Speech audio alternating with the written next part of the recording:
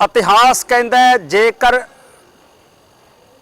जंगल नूं खत्म करना होवे ते सब तो पहला कुल्हाड़ी दे विच उसे ही जंगल दी बनी लक्कड़ दा दस्ता बनाया जांदा है। जे कुल्हाड़ी विच लक्कड़ दा दस्ता ना होवे ते लक्कड़ दे जंगल नूं कदे खत्म नहीं कीता जा सकदा। इसे तरह दे नाल जेकर डोगरे शेरे पंजाब रणजीत सिंह दे राज नूं खत्म करन दे लई दस्ते दा काम ना करदे ते शायद हो सकता है इतिहास की इबारत अज होर तरीके की हुंदी। सो दर्शकों, अज गल ये मैं क्यों कह रहा है क्योंकि पिछले दिनी लाल किले दिल्ली दे विच गुरु तेग बहादुर साहब पातशाह दे 400 साला प्रकाश पुरबां नूं भारत सरकार दे वल्लों मनाया जाता है। बहुत सारिया नवीं नवीं शंकावां ने, बहुत सारे नवे नवे डर ने जिहड़े साजिशां जी बू है जिहड़ी इन्हां समागमां दे विच दिखाई दे रही सी। सो अज गल करांगे वो सिख जिहड़े सिख कौम दे खात्मे दे लई दस्ते दा काम करनगे। जिथे एक पासे भारत दे प्रधान मंत्री नरेंद्र मोदी दे वल्लों, गृह मंत्री अमित शाह दे वल्लों गुरु तेग बहादुर की शहादत नूं शहादत ना कह के बलिदान कहा जाता है। जिथे गुरु तेग बहादुर की शहादत है जिहड़ी वो पूरी मनुखता दे लई है।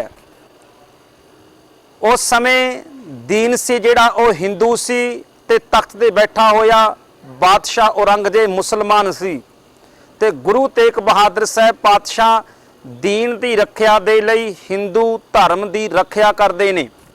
पर जेकर तख्त दे उत्ते बैठण वाला हिंदू होवे ते दीन दुखिया मुसलमान होवे ते गुरु तेग बहादुर साहब पातशाह और गुरु साहब दे सिख अज भी दीन ते दुखिया वाले पासे ही खड़े होणगे, भावें वो किसी धर्म ते भावें किसी फिरके दा होवे। पर इस सिद्धांत नूं पढ़े करके गुरु तेग बहादुर साहब नूं केवल हिंदू धर्म के रखक दे वल्लों और गुरु तेग बहादुर की शहादत नूं शहादत ना कह के बलिदान दे वजों संबोधन किया जाता है। सो ये गल्लां दी कोई बहुती हैरानगी नहीं क्योंकि उन्हां दा मुद्दा ही कुछ वखरा है।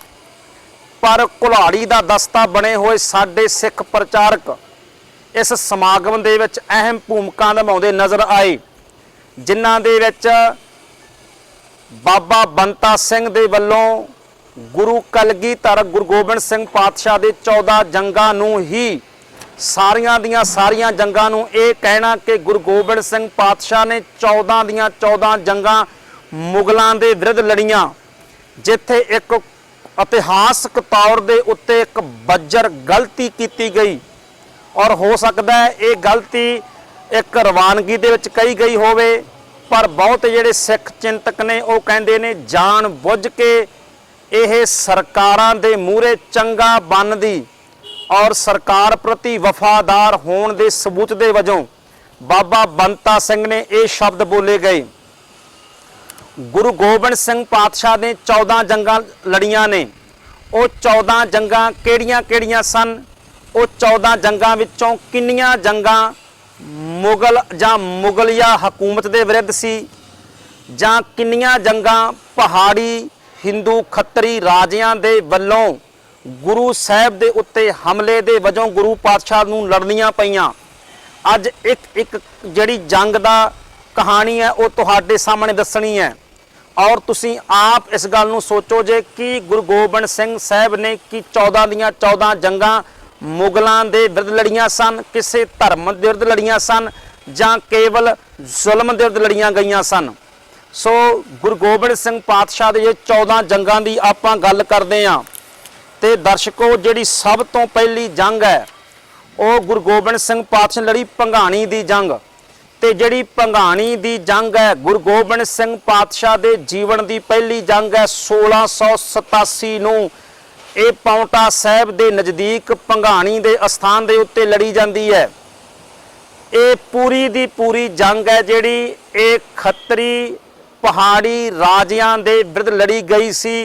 गुरु गोबिंद सिंह पातशाह के जीवन की पहली जंग ही टोटल जिहड़ी खत्तरी पहाड़ी राजे ने उन्हां दे विरुद्ध लड़ी गई सी।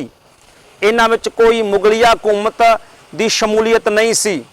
राजा भीम चंद गढ़वाल दा राजा, फतेह चंद बिलासपुर दा राजा, भीम चंद गढ़वाल दा राजा, फतेह शाह गुलेर दा राजा, राजा गोपाल जसवाल दा राजा, राजा केसरी चंद, ये सारे पहाड़ी खत्तरी राजे ने और ये गुरु गोबिंद सिंह पातशाह के विरुद्ध लड़ते हैं। और दूसरे पासे पीर बुद्धू शाह एक मुसलमान है जिहड़ा गुरु पातशाह के वलों लड़दा है और अपने दो पुत्रां नूं गुरु घर दे लई शहीद करवाउंदा है।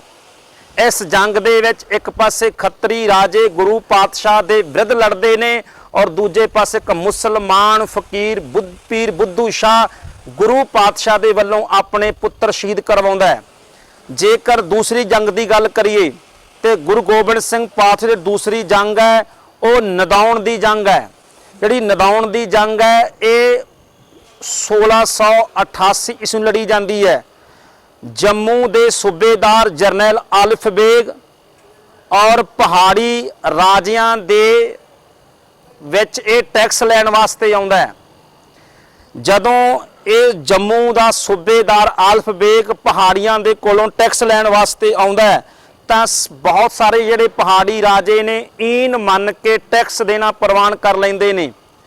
पर जिहड़ा कहलूर दा राजा भीम चंद है ये टैक्स देण तो इनकार कर दिंदा है और गुरु गोबिंद सिंह पातशाह दे कोलों मदद मंगदा है। धन गुरु गोबिंद सिंह पातशाह ये जानते सन कि कुछ क महीने पहले ही भंगाणी दे जंग दे विच यही भीम चंद साडे विरुद्ध चढ़ के आया सी पर मदद मंगी ते गुरु गोबिंद सिंह पातशाह फिर जिहड़े ने वो भीम चंद दी मदद करते ने और ये जिहड़ी दूसरी जंग है ये लड़ी जाती है नदाउण दी जंग। उस तो बाद आलिफ बेग इस जंग दे विच हार जाता है और गुरु गोबिंद सिंह पातशाह की मदद के नाल भीम चंद जित प्राप्त करता है। जिहड़ी तीसरी जंग है तीसरी जंग आनंदपुर साहिब की जंग लड़ी जाती है 1701 ईस्वी दे विच। खालसा कुछ इतिहासकार इनू 1699 की जंग भी दसदे ने। पैंदे खान और जिहड़ा दीना बेग है वो आनंदपुर साहिब पहाड़ी राजियां दे नाल रल के क्योंकि पहाड़ी राजे बहुत दुखी हो चुके सी इस करके आनंदपुर साहिब उत्ते रल के पहाड़ी राजे और पैंदे खान दीना बेग रल के आनंदपुर साहिब ते हमला करते ने और इहदे विच भी जिहड़ी है वो हार खानी पैंदी है पहाड़ी राजियां ते मुगलों की सांझी फौज नूं। उस तो बाद जिहड़ी चौथी जंग गुरु गोबिंद सिंह पातशाह दी है ये चौथी जंग कहलूर कांगड़ा कुल्लू मंडी जम्मू नूरपुर चंपा गुलेर गढ़वाल बिजरवाल डरौली डडवाल ये सारे पहाड़ी इलाके ने और इन्हां इलाकिਆਂ ਦੇ सारे राजे ने जिहड़े वो इकट्ठे हो के गुरु साहिब उत्ते चढ़ाई करते आनंदपुर साहिब की धरती और इन्हां नूं हार खा के भजना पैंदा है। उस तो बाद जिहड़ी पंजवीं जंग है उहनूं कहा जाता है नरमोहगढ़ दी नरमोह दी जंग। जिहड़ी ये नरमोह दी जंग है ये भी पहाड़ी राजा सी अजमेर चंद नूं पिछली हार होई सी इस करके गुरु साहिब नूं हराउण दे लई बड़ा वजिद सी।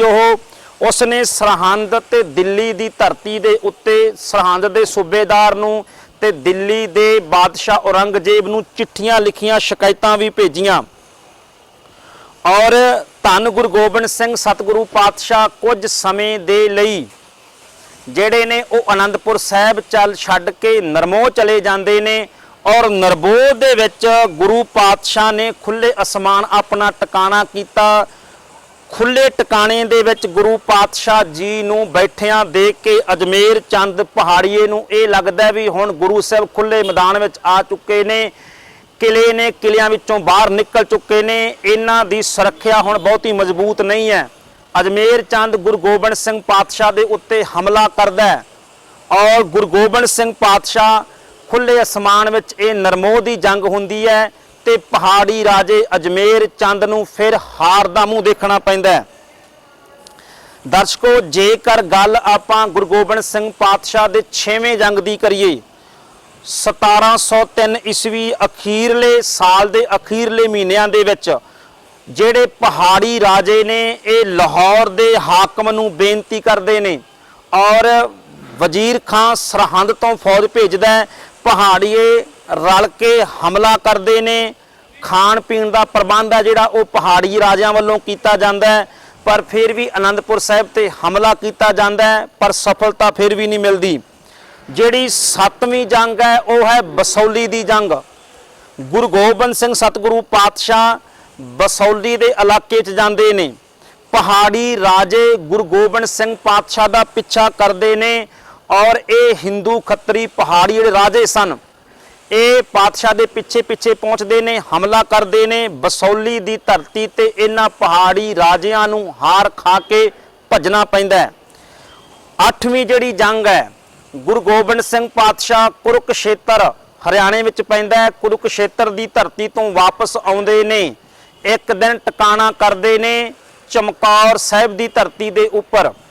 ਚਮਕੌਰ ਸਾਹਿਬ ਧਰਤੀ ਇੱਕ ਰਾਤ ਟਿਕਾਣਾ ਕਰਦੇ ਨੇ ਔਰ ਇੱਥੇ ਹੀ ਸਬੱਬੀ ਉਸੇ ਸਮੇਂ ਜਿਹੜੇ ਨੇ ਜਰਨੈਲ ਆਲਫ ਖਾਨ ਤੇ ਸੈਯਦ ਬੇਗ ਇੱਥੋਂ ਟੁਕੜੀ ਲੈ ਕੇ ਲਾਹੌਰ ਤੋਂ ਦਿੱਲੀ ਨੂੰ ਲੰਘ ਰਹੇ ਸੀ। ਉਹਨਾਂ ਦੇ ਕੋਲ ਪਹਾੜੀ ਰਾਜੇ ਪਹੁੰਚਦੇ ਨੇ ਔਰ ਰੋਪੜ ਦੇ ਕੋਲ ਗੁਰੂ ਪਾਤਸ਼ਾਹ ਦੇ ਜਥਿਆਂ ਨੂੰ ਲੰਘਦਿਆਂ ਹੋਇਆਂ ਘੇਰਾ ਪਾ ਕੇ ਹਮਲਾ ਕੀਤਾ ਜਾਂਦਾ ਹੈ ਔਰ ਸਤਿਗੁਰੂ ਪਾਤਸ਼ਾਹ ਰੋਪੜ ਦੇ ਨਜ਼ਦੀਕ ਪਹਾੜੀ ਰਾਜਿਆਂ ਦੀ ਮਦਦ ਦੇ ਨਾਲ ਪਹੁੰਚੇ ਹੋਏ ਆਲਫ ਖਾਨ ਤੇ ਸੈਯਦ ਬੇਗ ਦਾ ਮੁਕਾਬਲਾ ਕਰਦੇ ਨੇ ਔਰ ਇੱਥੇ ਵੀ ਮੁਗਲਿਆ ਤੇ ਪਹਾੜੀ ਖੱਤਰੀ ਰਾਜਿਆਂ ਦੀ ਸਾਂਝੀ ਫੌਜ ਨੂੰ ਹਾਰ ਦਾ ਮੂੰਹ ਦੇਖਣਾ ਪੈਂਦਾ ਹੈ। ਜੇਕਰ 9ਵੀਂ ਜੰਗ ਦੀ ਆਪਾਂ ਗੱਲ ਕਰੀਏ, ਇਹ ਸਾਰੀਆਂ ਜੰਗਾਂ ਤੁਹਾਨੂੰ ਇੱਕ ਇੱਕ ਕਰਕੇ ਤਾਂ ਦੱਸ ਰਹੇ ਹਾਂ ਕਿਉਂਕਿ ਤੁਸੀਂ ਆਪਣੇ ਆਪ ਹੀ ਹਿਸਾਬ ਲਾ ਲਓ ਵੀ ਇਹਦੇ ਚ ਕੱਲੀਆਂ ਕੀ ਮੁਗਲ ਫੌਜਾਂ ਲੜੀਆਂ ਸਨ। ਬਹੁਤੀਆਂ ਜਿਹੜੀਆਂ ਜੰਗਾਂ ਨੇ ਉਹ ਪਹਾੜੀ ਰਾਜਿਆਂ ਦੇ ਨਾਲ ਹੀ ਗੁਰੂ ਗੋਬਿੰਦ ਸਿੰਘ ਪਾਤਸ਼ਾਹ ਦੀਆਂ ਹੋਈਆਂ ਨੇ। ਜੇਕਰ 9ਵੀਂ ਜੰਗ ਦੀ ਗੱਲ ਕਰੀਏ ਤੇ ਜਦੋਂ 8ਵੀਂ ਜੰਗ ਦੇ ਵਿੱਚ ਇਹਨਾਂ ਪਹਾੜੀ ਰਾਜਿਆਂ ਨੂੰ ਜ਼ੋਰ ਲਾਉਣ ਤੋਂ ਬਾਅਦ ਵੀ ਹਾਰ ਮਿਲਦੀ ਹੈ ਤੇ ਆਪਣੀ ਸਹਾਰ ਨੂੰ ਛੁਪਾਉਣ ਦੇ ਲਈ ਪਹਾੜੀ ਰਾਜੇ ਕੁਝ ਕੁ ਦਿਨਾਂ ਬਾਅਦ ਫਿਰ ਅਨੰਦਪੁਰ ਸਾਹਿਬ ਤੇ ਹਮਲਾ ਕਰਦੇ ਨੇ, ਪਰ ਇਸ ਹਮਲੇ ਦੇ ਵਿੱਚ ਵੀ ਉਹਨਾਂ ਨੂੰ ਹਾਰ ਦਾ ਮੂੰਹ ਦੇਖਣਾ ਪੈਂਦਾ ਹੈ। ਜਿਹੜੀ 10ਵੀਂ ਜੰਗ ਹੈ ਦਰਸ਼ਕੋ, ਗੁਰੂ ਗੋਬਿੰਦ ਸਿੰਘ ਪਾਤਸ਼ਾਹ ਦੀ 10ਵੀਂ ਜੰਗ, ਇਹ ਜੰਗ ਸੈਯਦ ਬੇਗ ਦਿੱਲੀ ਤੋਂ ਚੜ੍ਹ ਕੇ ਆਉਂਦਾ ਹੈ। ਇਹ ਸੈਯਦ ਬੇਗ ਕੌਣ ਸੀ? ਪੀਰ ਬੁੱਧੂ ਸ਼ਾਹ ਦੀ ਘਰ ਵਾਲੇ ਦਾ ਨਾਮ ਸੀ ਬੀਬੀ ਨਸੀਰਾਂ ਤੇ ਬੀਬੀ ਨਸੀਰਾਂ ਦਾ ਭਰਾ ਹੈ ਸੈਯਦ ਬੇਗ, ਇਹਨੂੰ ਸੈਦ ਖਾਨ ਵੀ। ਜਿਹੜੀ ਦਰਸ਼ਕੋ 12ਵੀਂ ਜੰਗ ਸੀ, 12ਵੀਂ ਜੰਗ ਆਨੰਦਪੁਰ ਸਾਹਿਬ ਦੀ ਉਹ ਅਖੀਰਲੀ ਜੰਗ ਹੈ ਜਿਸ ਜੰਗ ਦੇ ਵਿੱਚ 8 ਮਹੀਨਿਆਂ ਦਾ ਘੇਰਾ ਪਿਆ ਹੋਇਆ ਸੀ ਔਰ ਇਸ 12ਵੀਂ ਜੰਗ ਦੇ ਵਿੱਚ 22 ਧਾਰ ਦੇ ਰਾਜੇ ਪੂਰੇ ਜਿੰਨੇ ਵੀ ਸ਼ਿਵਾਲਕ ਦੀਆਂ ਪਹਾੜੀਆਂ ਦੇ ਟੋਟਲ ਸਾਰੇ ਰਾਜੇ ਸਨ, ਹਿੰਦੂ ਖੱਤਰੀ ਰਾਜੇ, ਜਿਹੜੇ ਇਹ ਸਮਝਦੇ ਸੀ ਵੀ ਗੁਰੂ ਗੋਬਿੰਦ ਸਿੰਘ ਪਾਤਸ਼ਾਹ ਫਕੀਰ ਨੇ, ਉਹਨਾਂ ਨੇ ਕਿਲੇ ਬਣਾਏ ਹੋਏ ਨੇ। ਇੱਥੋਂ ਤੱਕ ਕਿ ਉਹ ਪਹਾੜੀ ਖੱਤਰੀ ਰਾਜੇ ਸਨ ਜਿਹੜੇ ਉਹ ਔਰੰਗਜ਼ੇਬ ਨੂੰ ਚਿੱਠੀਆਂ ਤੱਕ ਲਿਖਦੇ ਰਹੇ ਔਰ ਉਹਨਾਂ ਚਿੱਠੀਆਂ ਵਿੱਚ ਇਹ ਕਹਿੰਦੇ ਵੀ ਰਹੇ ਵੀ ਗੁਰੂ ਗੋਬਿੰਦ ਸਿੰਘ ਇੱਕ ਫਕੀਰ ਹੈ, ਇੱਕ ਸ਼ਾਂਤੀ ਵਾਲਾ ਜ਼ਿੰਦਗੀ ਉਹਨੂੰ ਜਿਉਣੀ ਚਾਹੀਦੀ ਹੈ, ਪਰ ਉਹ ਤਾਂ ਤਖਤ ਤੋਂ ਤਾਜ ਬਣਾ ਰਿਹਾ, ਬਾਜ ਰੱਖ ਰਿਹਾ, ਘੋੜੇ ਰੱਖ ਰਿਹਾ, ਫੌਜਾਂ ਬਣਾ ਰਿਹਾ, ਕਿਲੇ ਬਣਾ ਰਿਹਾ। ਬਾਦਸ਼ਾਹ ਪਹਿਲਾਂ ਗੁਰੂ ਗੋਬਿੰਦ ਸਿੰਘ ਸਾਡੇ ਉੱਤੇ ਹਮਲਾ ਕਰੇਗਾ, ਉਸ ਤੋਂ ਬਾਅਦ ਤੇਰੇ ਤਖਤ ਨੂੰ ਹੱਥ ਪਾਏਗਾ। ਤੋਂ ਇਦਾਂ ਜਿਹੜੀਆਂ ਨੇ ਉਹ ਖਬਰਾਂ ਪਹਾੜੀਏ ਹਿੰਦੂ ਖੱਤਰੀ ਰਾਜੇ ਜਿਹੜੇ ਨੇ ਉਹ ਮੁਗਲਿਆ ਹਕੂਮਤ ਨੂੰ ਸੁਨੇਹੇ ਘੱਲਦੇ ਨੇ ਔਰ ਸਭ ਤੋਂ ਜਿਹੜੀ ਲੰਬੀ ਜੰਗ ਹੈ ਉਹ ਇਹ 12ਵੀਂ ਜਿਹੜੀ ਜੰਗ ਆਨੰਦਪੁਰ ਸਾਹਿਬ ਦੀ ਉਹ ਲੜੀ ਜਾਂਦੀ ਹੈ, ਜਿਸ ਜੰਗ ਦੇ ਵਿੱਚ ਗੁਰੂ ਗੋਬਿੰਦ ਸਿੰਘ ਪਾਤਸ਼ਾਹ ਨੂੰ ਸਦਾ ਦੇ ਲਈ ਅਖੀਰ ਦੇ ਉੱਤੇ ਆਨੰਦਪੁਰ ਸਾਹਿਬ ਦਾ ਕਿਲਾ ਛੱਡਣਾ ਪੈਂਦਾ ਹੈ ਔਰ ਇਹ 12ਵੀਂ ਜੰਗ ਦੇ ਵਿੱਚ ਸ਼ਿਵਾਲਕ ਦੀਆਂ ਪਹਾੜੀਆਂ ਦੇ ਪਹਾੜੀ ਰਾਜੇ 22 ਧਾਰ ਰਾਜਿਆਂ ਨੇ ਬਹੁਤ ਵੱਡੀ ਭੂਮਿਕਾ ਨਿਭਾਈ ਸੀ।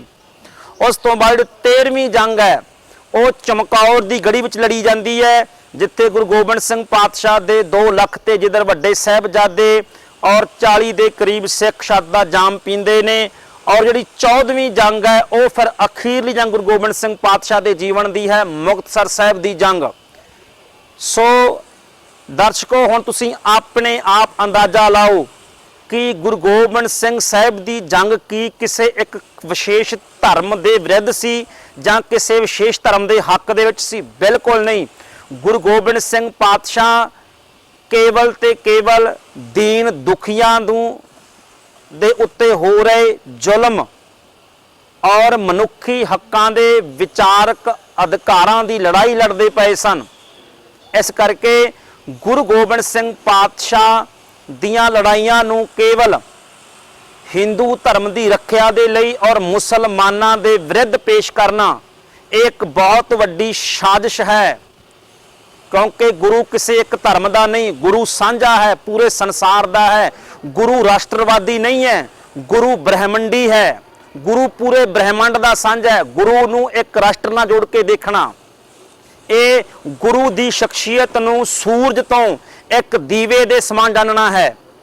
ਇਸ ਕਰਕੇ ਗੁਰੂ ਰਾਸ਼ਟਰਵਾਦੀ ਨਹੀਂ ਹੈ, ਗੁਰੂ ਬ੍ਰਹਿਮੰਡੀ ਹੈ, ਪੂਰੇ ਬ੍ਰਹਿਮੰਡ ਦਾ ਹੈ। ਗੁਰੂ ਸਾਰਿਆਂ ਦਾ ਇੱਕੋ ਜਿਹਾ ਹੈ। ਗੁਰੂ ਕਿਸੇ ਵਿਸ਼ੇਸ਼ ਧਰਮ ਦਾ ਨਹੀਂ ਹੈ। ਗੁਰੂ ਦੀਨ ਦੁਖੀਆਂ ਦਾ ਹੈ। ਜਿਹੜਾ ਦੀਨ ਹੋਵੇਗਾ, ਦੁਖੀ ਹੋਵੇਗਾ, ਗੁਰੂ ਹਮੇਸ਼ਾ ਉਸ ਦੇ ਹੱਕ ਵਿੱਚ ਖੜਾਉਂਦਾ ਹੈ।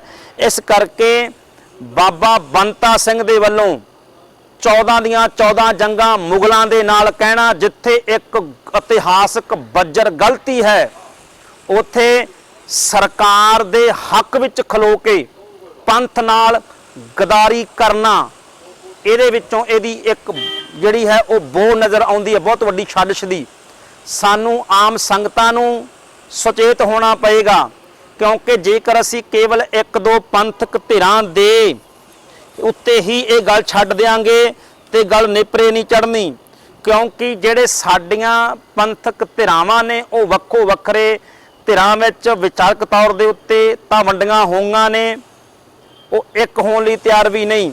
ਜੇਕਰ ਗੱਲ ਅਪਗ੍ਰੇਡਾਂ ਦੀ ਕਰੀਏ, ਜਿਹੜੇ ਆਪਣੇ ਆਪ ਨੂੰ ਅਪਗ੍ਰੇਡ ਮੰਨਦੇ ਨੇ ਉਹ ਕਹਿੰਦੇ ਸਾਨੂੰ ਲੋੜ ਕੋਈ ਨਹੀਂ, ਮਤਲਬ ਕੋਈ ਨਹੀਂ ਉਹਨਾਂ ਦਾ। ਤੇ ਦੂਜੇ ਪਾਸੇ ਮਸ਼ੀਨਰੀ ਨੇ, ਉਹਨਾਂ 'ਚ ਜ਼ਰੂਰਤ ਨਹੀਂ ਲੱਗਦੀ ਵੀ ਗੱਲ ਸੱਚ ਕਹਿਣਗੇ। ਟਕਸਾਲੀ ਨੇ, ਉਹ ਤਾਂ ਖੁਦ ਇਦਾਂ ਦੀਆਂ ਗੱਲਾਂ ਕਰਦੇ ਨੇ। ਔਰ ਚੌਥੇ ਸੰਪਰਦਾਈ ਨੇ, ਉਹ ਇਹਨਾਂ ਨੂੰ ਵੇਖ ਵੇਖ ਖੁਸ਼ ਬੜੇ ਹੁੰਦੇ ਨੇ। ਸੋ ਇਸ ਕਰਕੇ ਇਹ ਸੰਗਤਾਂ ਆਮ ਸੰਗਤ ਸੁਚੇਤ ਹੋਣਗੀਆਂ। ਗੁਰੂ ਸਾਹਿਬ ਸਰਬ ਵਿਆਪੀ ਨੇ, ਸਾਰਿਆਂ ਦੇ ਹੱਕਾਂ ਦੇ ਰਾਖੇ ਨੇ, ਨਾ ਕਿ ਕਿਸੇ ਇੱਕ ਵਿਸ਼ੇਸ਼ ਧਰਮ ਦੇ। ਸੋ ਬਹੁਤ ਬਹੁਤ ਧੰਨਵਾਦ। ਇਸ ਵੀਡੀਓ ਨੂੰ ਵੱਧ ਤੋਂ ਵੱਧ ਸ਼ੇਅਰ ਕਰੋ। ਵਾਹਿਗੁਰੂ ਜੀ ਕਾ ਖਾਲਸਾ, ਵਾਹਿਗੁਰੂ ਜੀ ਕੀ ਫਤਿਹ।